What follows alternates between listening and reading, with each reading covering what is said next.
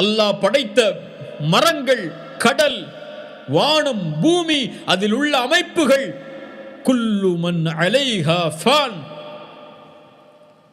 குல்லு மன் அலைஹா ஃபான் வயப்கா வஜ்ஹு ரப்பிக துல் ஜலாலி வல் இக்ராம். அல்லாஹ்வை தவிர எல்லாம் மூத்தாகிவிடும்.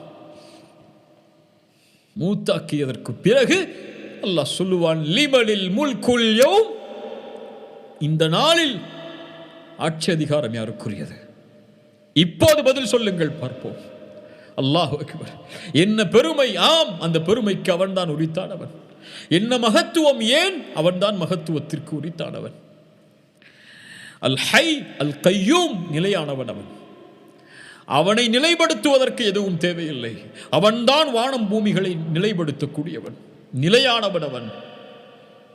அல் கையூம் லா தஅഖுதுஹு சினத்துன் வலா நௌம், சிறு தூக்கமோ பெரு தூக்கமோ உறக்கமோ அவனை பீடிக்காது. அது அவனுக்கு தேவை கிடையாது. ரசூலுல்லாஹி ஸல்லல்லாஹு அலைஹி வஸல்லம் சொன்னார்கள், இன்னல்லாஹ லா யனாம் வலா யம்பகி லஹு அய்யனாம்.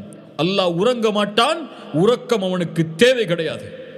லஹு மா ஃபிஸ் ஸமாவாதி வ மா ஃபில் அர்த், வானம் பூமிகளில் உள்ள எல்லாம் அவனுக்குரியது. எது எனக்குரியது, எது உங்களுக்குரியது, எது இந்த அரசருக்குரியது, எது இந்த உலகத்திலே உள்ள ஆட்சியாளர்களுக்குரியது? எல்லாம் அவனுக்குரியது. அவன்தான் முடிவெடுப்பான், அவன்தான் நிர்வகிப்பான். குலில்லாஹும்ம மாலிகல் முல்க், அரசர்களுக்கெல்லாம் அரசன். விரும்புவர்களுக்கு ஆட்சியை கொடுப்பான், விரும்பாதவர்களை ஆட்சியில் இருந்து இறக்கி விடுவான்.